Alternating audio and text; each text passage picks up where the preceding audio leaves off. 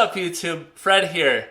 Today I'm going to give you my thoughts upon seeing, hearing, and even sitting in the new C8 Z06. Real quick, before we get into it, here's what the upcoming videos I have are going to bring. This video is going to be an overall summary of my impressions and observations of the car at a high level. The deeper dives are going to come a little bit later, once I've had a little bit of time to think about and reflect on everything that I saw today. For the most part, in the coming weeks, I'm going to be doing every other video as a C8 Z06 news video, and in between those, I'm going to be doing deeper dives specifically on the C8 Z06 and my observations. Those deeper dives are going to be about specific aspects of the car: the seats, the wheels, the paint, the different options, all of the different aspects somebody might be interested in when they're deciding what they should get for the car. I'll be talking about my thought process, weighing the pros and cons of each option, and where I'm leaning for the spec of my own car. A lot of us have a lot of time to think over the different options we have for the car, so I want to consider each aspect pretty carefully.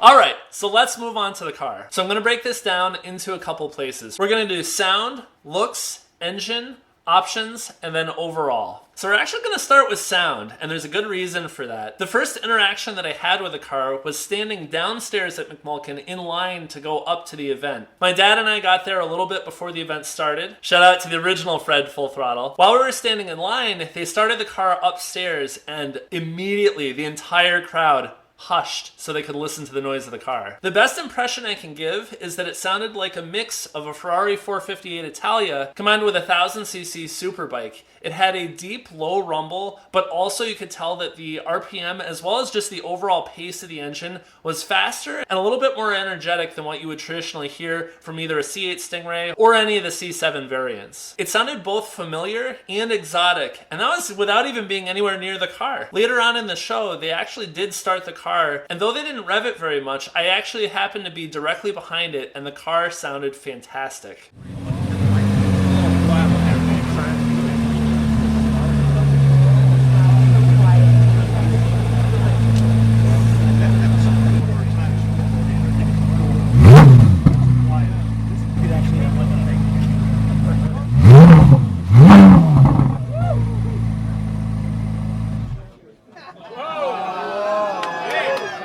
Even at idle, this car sounds special. It adds a bit of a new dimension to how a Corvette can sound, and honestly, that different pitch, it really adds a little bit of freshness to the Corvette recipe. The sound is definitely one of those things, you kind of feel it in your lungs, and the car is going to draw attention anytime it starts up, anytime it's idling, and anytime you're driving around. Be prepared to have a lot of attention when you're driving this car. Now, speaking of attention, let's talk about the looks a little bit. This car looks the part. As I mentioned in the brief teaser video that I did a few days ago, this car looks lean and it looks very aggressive and energetic. Even under the cover before they unveiled it, it somehow looked smaller and more compact than the Stingray, despite being wider and lower. Maybe it's the additional aero, maybe it's the wider stance, the bigger tires, maybe it's the larger wheels, but somehow this car has a real presence to the look. I think the negative space created by the aero, the cut-ins in the middle of the car that let you see a little bit of those really, really wide rear tires, all of it gives it this more taut, this more under tension feeling. It looks tightened up, it looks more focused, and it really sculpts the look of the car. The center exhaust of the car certainly makes a callback to the heritage of the car, while also acting as a megaphone for probably the best feature of the car, the engine. And lastly, with the exterior of the car dripping all kinds of carbon fiber, all those different accents really adds to the exotic look of the Corvette. It stands out among any Corvette I've ever seen before. Though I do think that the carbon flash metallic option for a lot of those accents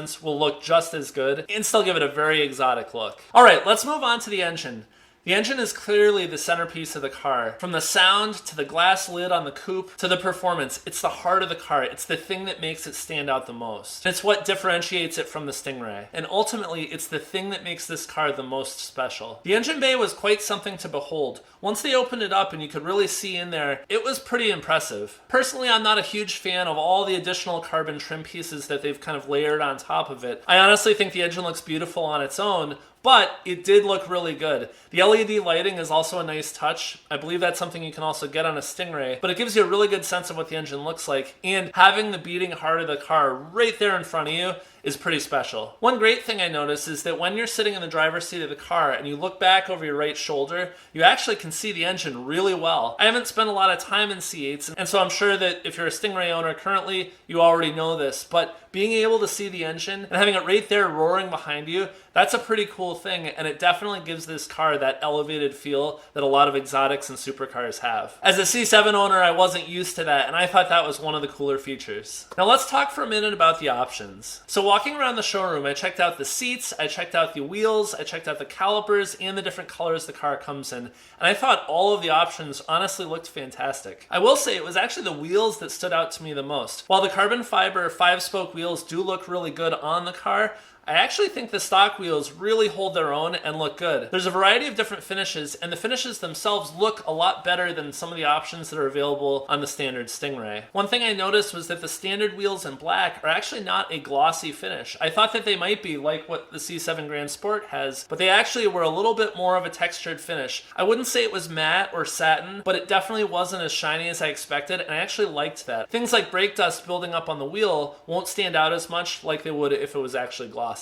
I will say also that not only was the design of the wheel better, but the finishes also had a more premium look to them. The paint samples themselves also all looked great. They had the little models of the car up on the wall so you could see it in varying light, and though all the colors looked great, the two that really stood out to me were the Hypersonic Gray and the Red Mist. Both looked absolutely fantastic, and I would say those are probably two of the front runners for me. The metallic finish gives you a little bit more depth to the paint than you get with the Accelerate Yellow or the Torch Red, and for me, that metallic finish is going to add just that little bit of extra something special to a paint color. So that's the direction I'm leaning at the moment. One of the biggest surprises to me was that the caliper colors were actually much bolder and brighter than what you see in the visualizer. Speccing them out in the visualizer, they actually kind of look like simple gloss colors, and I was surprised how many of them had metallic finishes and how good they looked in person. I applaud Chevy for adding some interesting colors to the brake calipers instead of the traditional black or red. All in all, there's really going to be some tough choices for people to make as they spec out their cars. Alright, so let's tie this all together overall. Bringing my thoughts together, there is one big overriding thought. This car is huge value for the money. Corvettes have always been special cars. They embody the fun and the optimism of the best that engineers and designers can come up with. This car is different than some of the cars in the past. It is definitely a cut above. Supercar looks, supercar sound,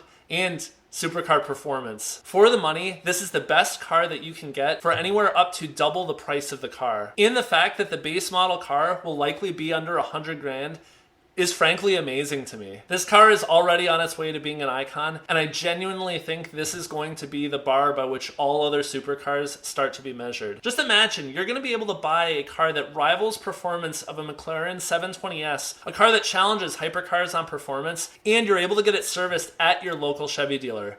What a time to be alive. Now, if you've made it to the end of the video, let me share something I learned while I was there. Let me preface this by saying it is secondhand information, but comes from a pretty strong source. I didn't talk to the source directly, however, one of my subscribers was there and said that they had talked to Chevy staff that was there with the car. They said that as that demo car was spec'd, it was right around $150,000. This car had the Z07 package, it had the carbon interior package, and it had the carbon wheels. And as a coupe, it was more or less the fully loaded version of the car. Now, the pricing should be released sometime in the next couple weeks, so we should see how accurate this is, but this is pretty well in line with a lot of the rumors we've heard of what a fully spec'd Z07 car would be. Before I close, I want to start celebrating the cars that all of us love and enjoy. If you'd like to have a chance to see your own car on one of my videos, you have a chance to reach out. Feel free to send an email to me at fredsfullthrottle@gmail.com with the subject My Car. Any year, any model, any car, as long as it's something that you enjoy and it's something that you have fun with. Send only 1 or 2 pictures, ideally at least one of them with you with the car, and a few lines about your favorite aspect of that car. I can't guarantee that everyone will make it into a video, as I don't know how many people will submit pictures, but I'll do my best. I also quickly want to give a big shout out to MacMulkin and the Thompson family. Thank you very much for both your hospitality and for putting on such a great event. Also, definitely a shout out to Truong, Gianni, and CyberGV09.